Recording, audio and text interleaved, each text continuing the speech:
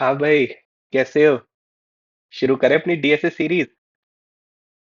So welcome back to Code Base Foundation for Innovation. So आज का जो topic हम स्टार्ट करने जा रहे हैं मोस्ट इंपॉर्टेंट टॉपिक है हर इंटरव्यू में, जिस पर डिस्कशन होना ही होना है, भले ही किसी भी कंपनी का हम इंटरव्यू क्यों ना दे रहे हो। The one and only time complexity. कि भैया अगर हम कोई भी कोड लिख देंगे तो सबसे पहले इंटरव्यूअर जरूर पूछेगा कि भाई मेरे इसकी टाइम कॉम्प्लेक्सिटी तो बता। फिर कहेगा कि भाई इसको ऑप्टिमाइज करो। ठीक है, तो आइए शुरू करते हैं टाइम कॉम्प्लेक्सिटी। ठीक है, तो सबसे पहले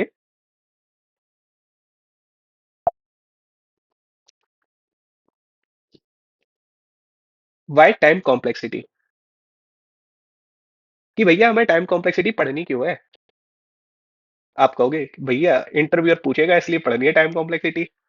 नहीं भाई, वो बात भी ठीक है कि इंटरव्यू में पूछेगा इसलिए पढ़नी है टाइम कॉम्प्लेक्सिटी। लेकिन उससे पहले जो मोस्ट इंपॉर्टेंट चीज कि टाइम कॉम्प्लेक्सिटी क्यों पढ़नी है वो ये है कि यार देखो, अगर प्रैक्टिकल लाइफ की अगर बात करें हम, तो यार देखो, सबकी लाइफ में कुछ ना कुछ प्रॉब्लम जरूर होती हैं। ठीक है, आज नहीं तो कल आती हैं प्रॉब्लम्स। ठीक है, उनसे एक तो डरना नहीं चाहिए, घबराना नहीं चाहिए। थोड़ा ये टॉपिक के अलग चले गए। ठीक है, तो बात करते हैं, जब भी हमारी कोई भी प्रॉब्लम होती है, रियल लाइफ की बात करें या फिर कोडिंग प्रॉब्लम हो, उसकी मल्टीपल सॉल्यूशंस हमेशा एग्जिस्ट करते हैं। समझ रहे हो? कोडिंग की भी अगर मैं बात करूं तो कोई भी प्रॉब्लम होगी, उसको सॉल्व करने के मल्टीपल वेज होगी। एक अप्रोच 1 होगी, अप्रोच 2 होगी, अप्रोच 3 होगी, अप्रोच 4 होगी। ठीक है, समझ रहे हो कि हमेशा एग्जिस्ट करेगी, एक से तो ज्यादा होगी ही होगी। ठीक है, जैसे सपोज करो, एक एग्जांपल लेते हैं हम, कि मान लो मैं हूं।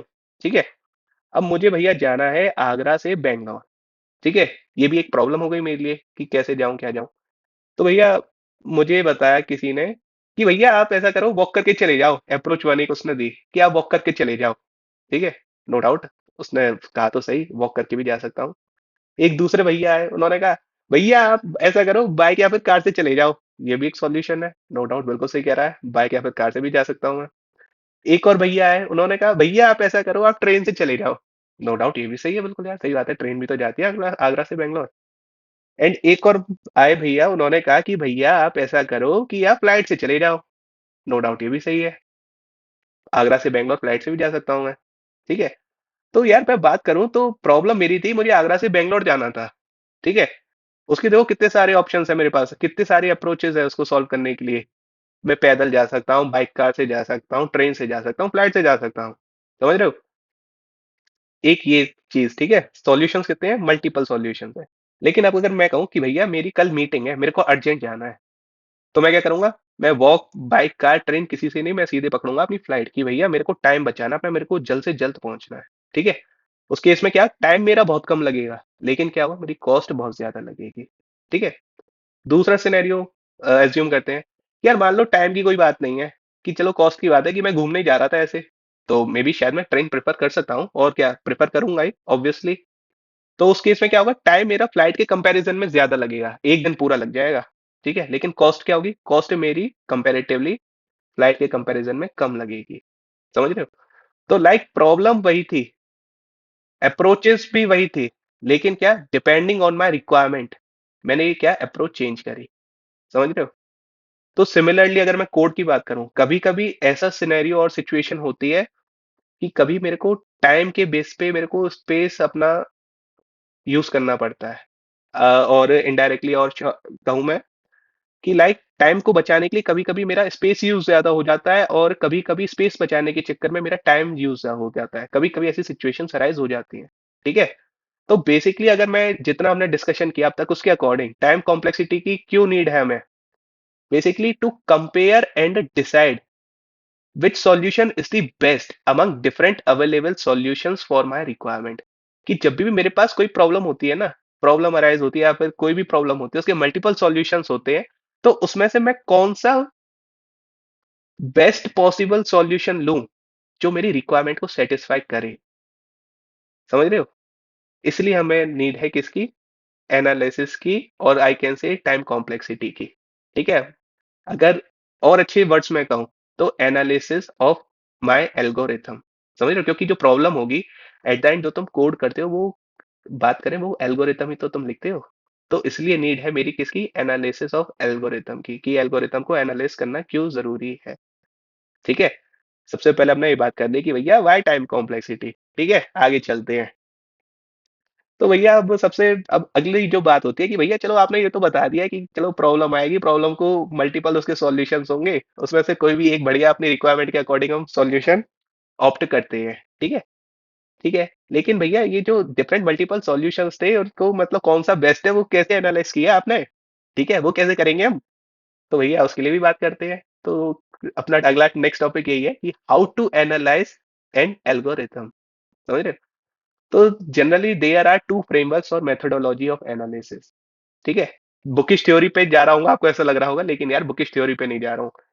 ओनली नॉर्मल जो जितनी चीजें पता होनी चाहिए बस उतनी लिमिटेड, लेकिन ये पता होनी चाहिए एटलीस्ट कि यार पढ़ रहे हैं हम, टाइम कॉम्प्लेक्सिटी क्यों पढ़नी है, कि कैसे कैसे एनालिसिस होती है, इन चीजों की नॉलेज होनी चाहिए। ठीक है, तो अगर बात करें तो टू फ्रेमवर्क्स है अपनी एल्गोरिथम को एनालिसिस करने के लिए।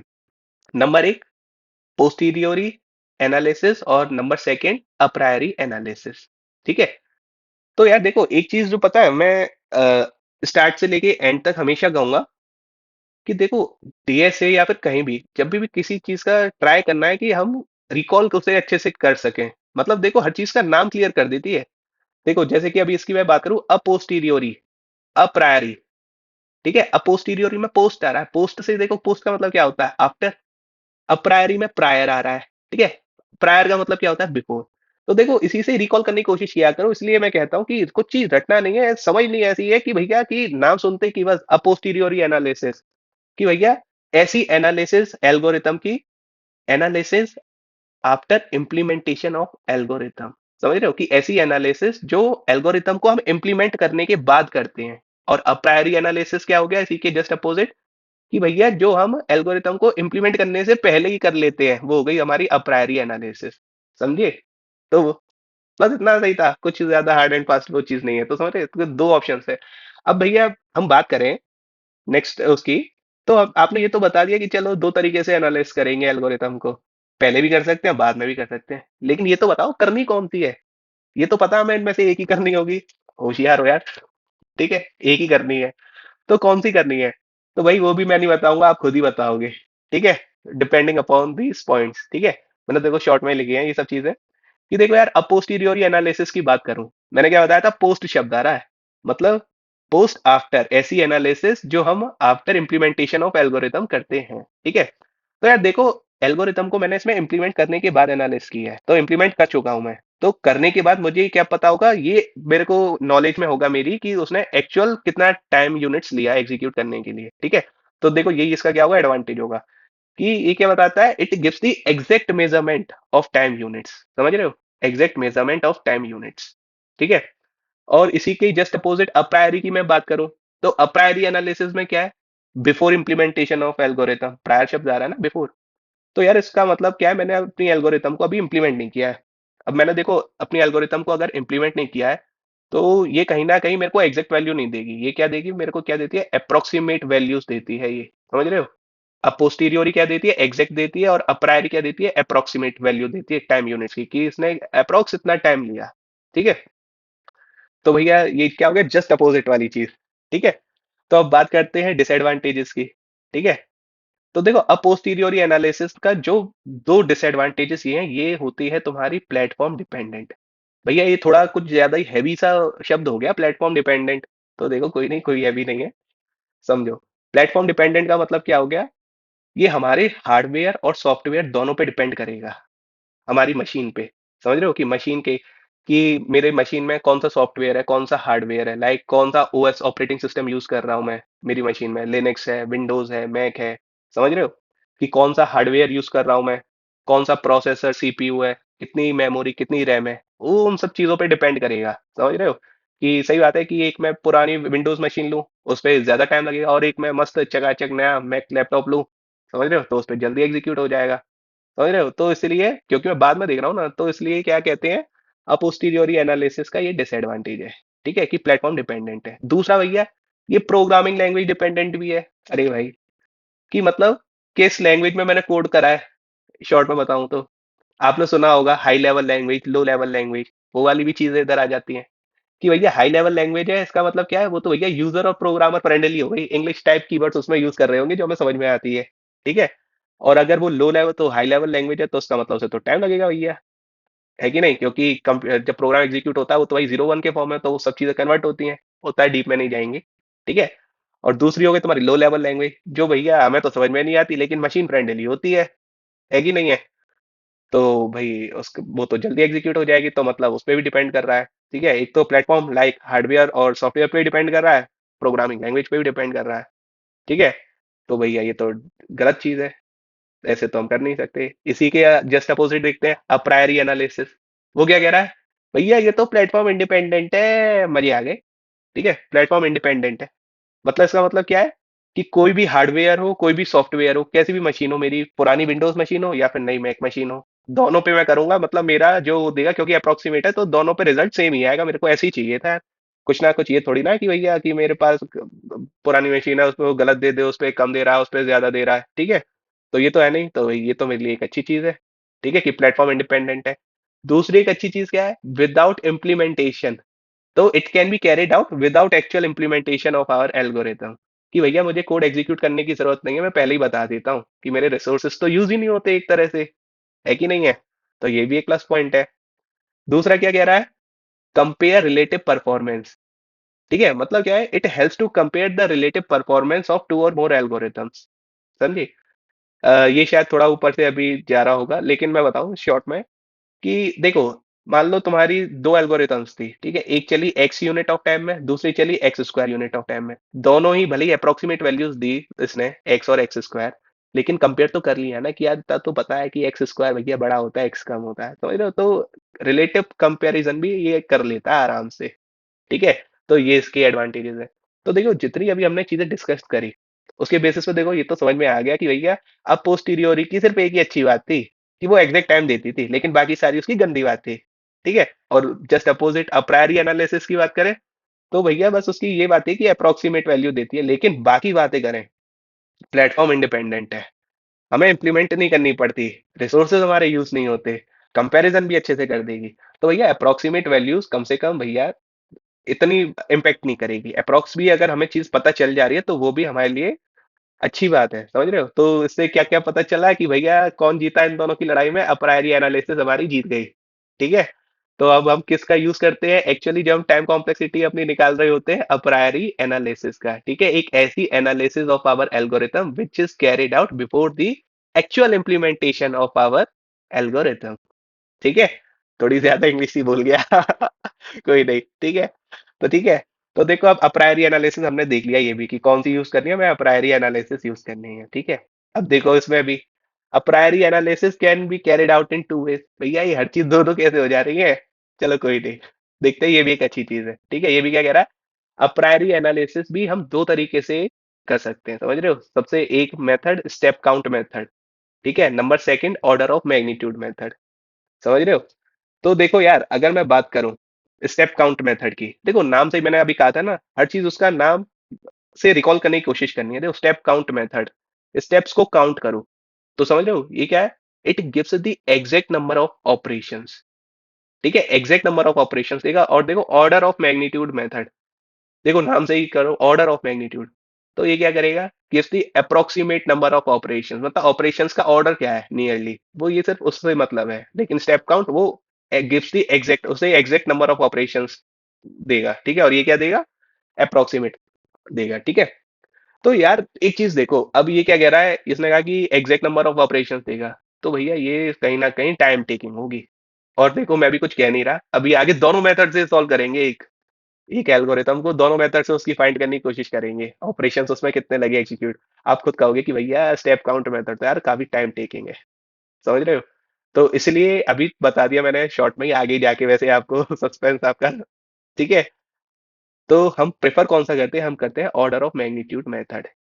ठीक है, ये अभी आगे जाके आपको और क्लियर हो जाएगा। ठीक है। एक चीज जो हमें एज्यूम करनी है वो ये है, every fundamental operation takes 1 unit of time. ये अभी हमें एज्यूम करना है, अभी मतलब every fundamental operation 1 unit of time लेगा। फंडामेंटल ऑपरेशन मतलब smallest operation which can not be further broken down, मतलब एक छोटा सा छोटा ऑपरेशन जो होगा वो 1 यूनिट ऑफ टाइम लेगा। अभी देखो, अगले उसमें प्रैक्टिकली से समझते हैं, ठीक है। तो बेसिकली देखो ये एक कोड है और आई कैन से एक एल्गोरिथम है, ठीक है, एक फंक्शन है।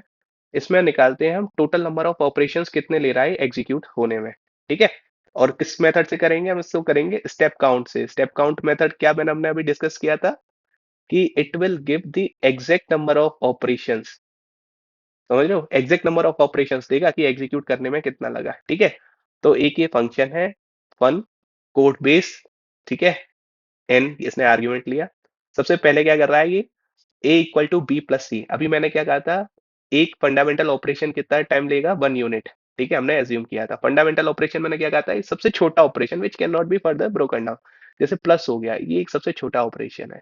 इक्वल टू हो गया मतलब असाइनमेंट, ये एक सबसे छोटा ऑपरेशन है, ठीक है।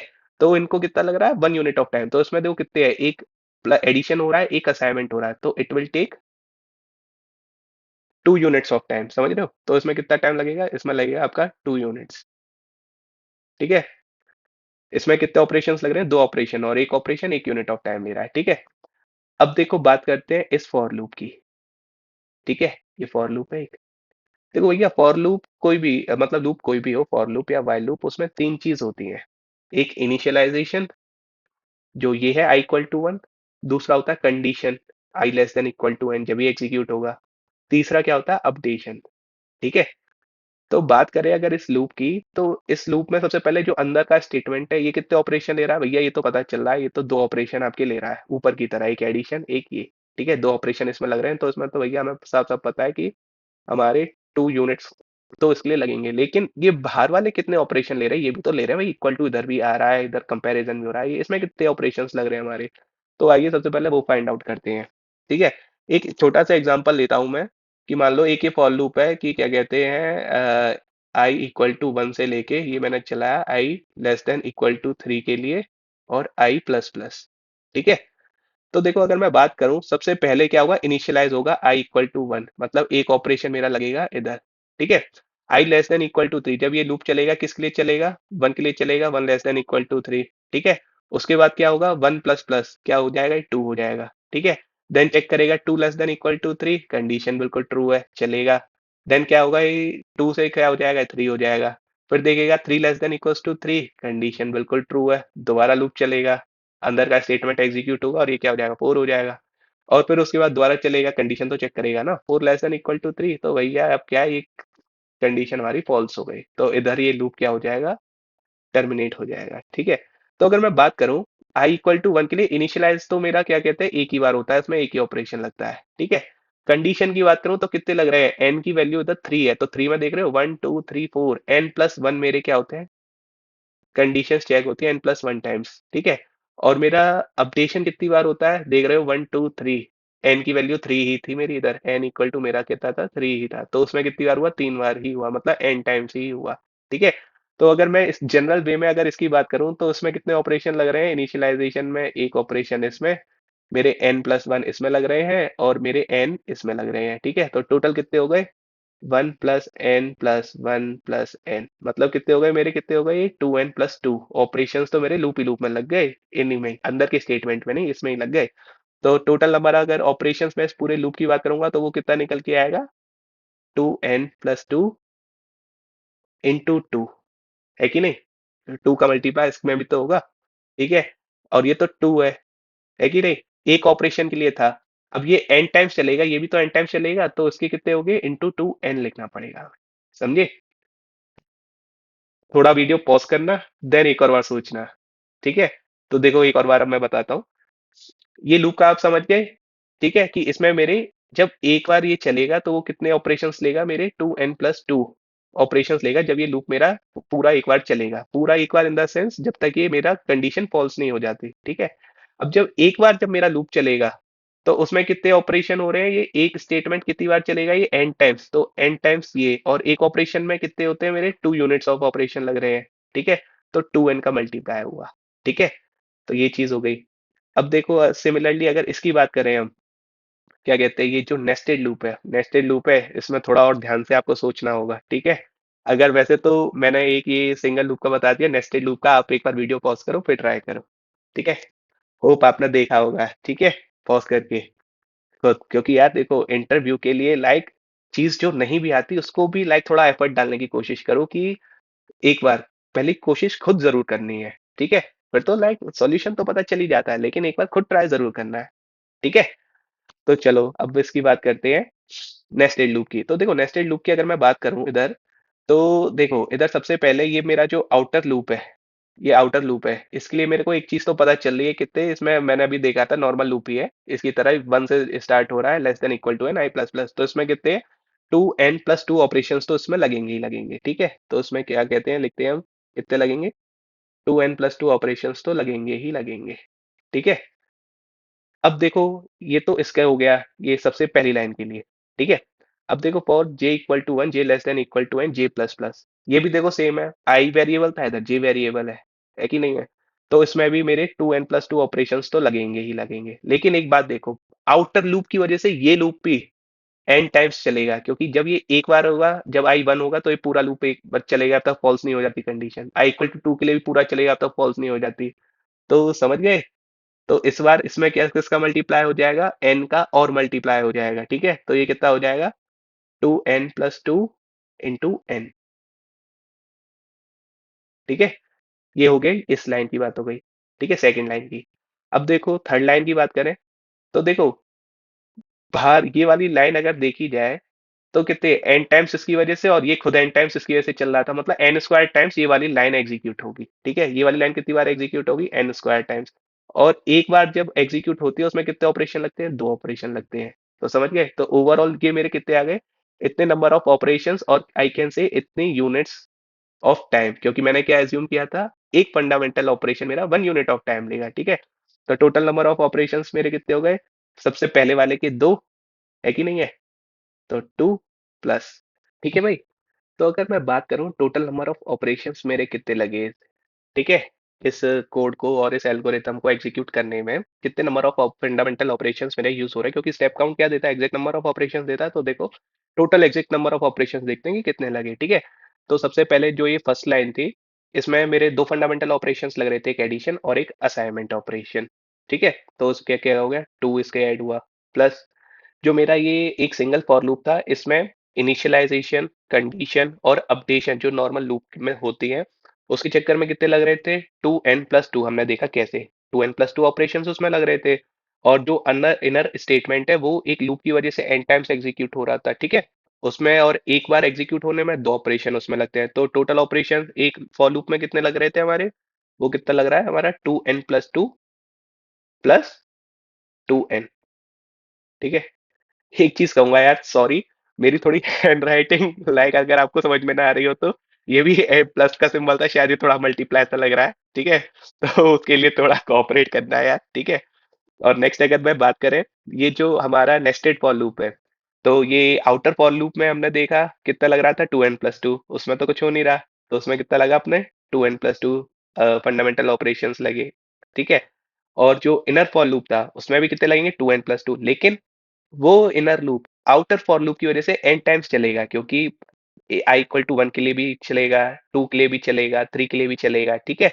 तो ये क्या होगा, 2n+2 में इस बार किसका मल्टीप्लाई हो जाएगा, इसलिए n का और मल्टीप्लाई हो जाएगा, ठीक है। तो 2n+2 + 2n+2 × n, ठीक है।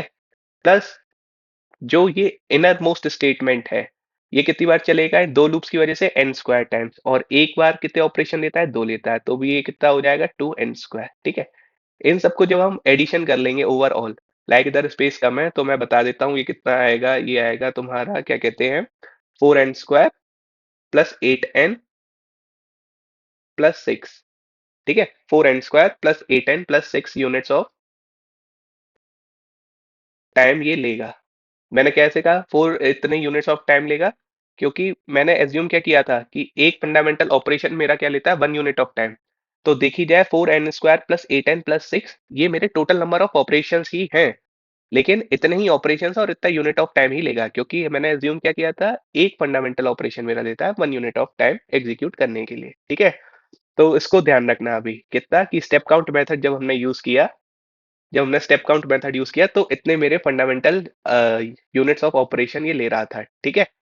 अब बात करते हैं सिमिलरली ऑर्डर ऑफ मैग्नीट्यूड के लिए, ठीक है। तो देखो ऑर्डर ऑफ मैग्नीट्यूड मेथड थोड़ा इससे इजी पड़ेगा अपने लिए। इजी लो भाई, अब बात करते हैं अपने ऑर्डर ऑफ मैग्नीट्यूड मेथड के बारे में। ठीक है, हमने स्टेप काउंट मेथड से तो निकाल ही लिए कि हमारे कितने टोटल नंबर ऑफ ऑपरेशंस लग रहे थे, और आई कैन से दैट कितने यूनिट्स ऑफ टाइम में वो एग्जीक्यूट हो रहा था। ठीक है, वही सेम कोड है इस बार भी हमारा। ठीक है, सेम फंक्शन है हमारा, लेकिन इस बार देखते हैं हम ऑर्डर ऑफ मैग्नीट्यूड मेथड से। ठीक है, अब सबसे पहले करने से पहले सबसे पहले देखते हैं ये कहता क्या है। ये कहता है just consider the order of the number of fundamental operations. ठीक है भैया, ये समझ नहीं आया कि consider the order of the number of fundamental operation. ये कहता है कि यार देखो, ऑपरेशंस एग्जैक्ट मत निकालो तुम। ठीक है, बस उनके ऑपरेशंस जो होंगे उनका ऑर्डर क्या होगा उससे मतलब रखो, कि बस उन्हें कंसीडर करो। ऑर्डर का मतलब क्या है कि वो कांस्टेंट तो नहीं है कहीं, कि अगर कांस्टेंट है कि मान लो 1 2 3 4 5 कुछ भी है, तो कांस्टेंट की तरह ट्रीट करो उसे। ठीक है, 1 लिख दो एज इट इज। ठीक है, कि अगर वो लीनियर कुछ रिलेशन आता है कि जैसे कि n+2, जैसे कि अभी हमारा लूप के केस में कितना आ रहा था 2n+2, तो वो पूरा नहीं, लीनियर के केस में सिर्फ क्या लिख दो, n लिख दो। ठीक है, कि कहीं उसका ऑर्डर क्या है, क्वाड्रेटिक तो नहीं है।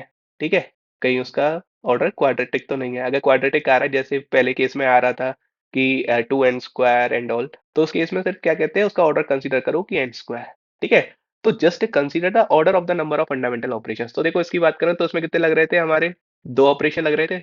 दो का मतलब क्या है, कांस्टेंट, कांस्टेंट का मतलब सीधे एक लिख दो। ठीक है, इस अगर इस लूप की बात करें, इसमें क्या था, अगर देखी जाए, ये 2n+2 टाइम्स ये चल रहा था, उसके चक्कर में ये चल रहा था 2n, तो आखिरकार ऑर्डर कितना लगेगा, ऑर्डर हम देखी जाए तो n ही लगेगा। इन शॉर्ट अगर मैं बात करूं कितने टाइम्स लूप ये एग्जीक्यूट हो रहा है, n टाइम।